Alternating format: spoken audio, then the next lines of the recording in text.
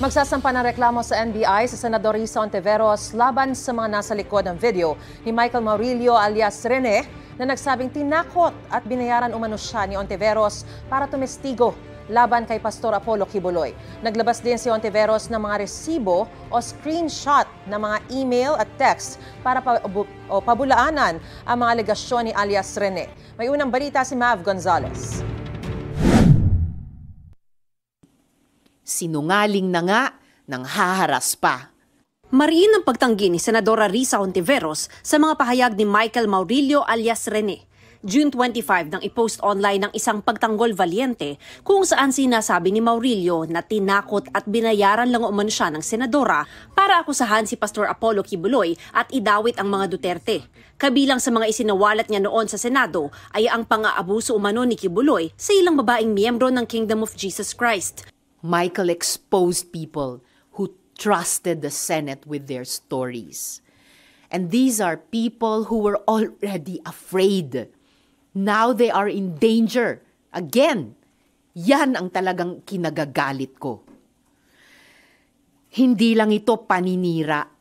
Pero giit ng senadora, si Maurilio raw ang paulit-ulit lumapit sa opisina niya mula December 2023 at nag-volunteer na tumestigo laban kay Kibuloy. Naglabas pa siya ng mga screenshot ng email at text bilang resibo. Siya mismo ang gumawa at nagbigay sa aking opisina. Andoon na ang pangalan ng mga Duterte. Walang pumilit. Siya ang nagkusang loob. No one paid him. No one coerced him. Ilang araw bago lumabas ang video, nag-message pa raw si Maurilio sa opisina ni Hontiveros noong June 22 at 23. Michael was the one frantically messaging my staff. Sabi niya, quote, "Help me, kinidnap ako at tinatakot ako ng kingdom. Dito ako kinulong sa Glory Mountain." Nireport daw nila ito sa PNP Davao. Pero habang inaaksyon na ng pulisya, biglang lumabas naman ang video ni Maurilio na binabawi ang mga nauna niyang pahayag sa Senado. Ayon kay Hontiveros, hindi niya alam kung sino ang nasa likod ng video. Pero ang turing niya rito, witness tampering, fake news, psychological warfare. This isn't just an attack on my office. This is an attack on truth-telling.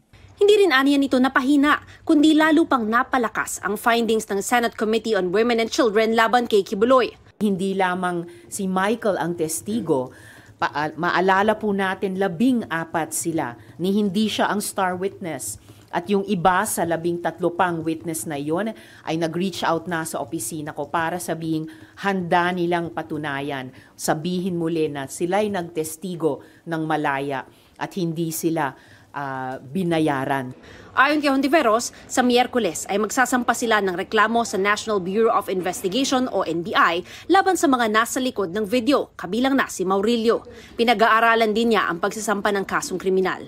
Hinihingan pa namin ng komento ang kampo ni Kibuloy at Duterte. Ito ang unang balita.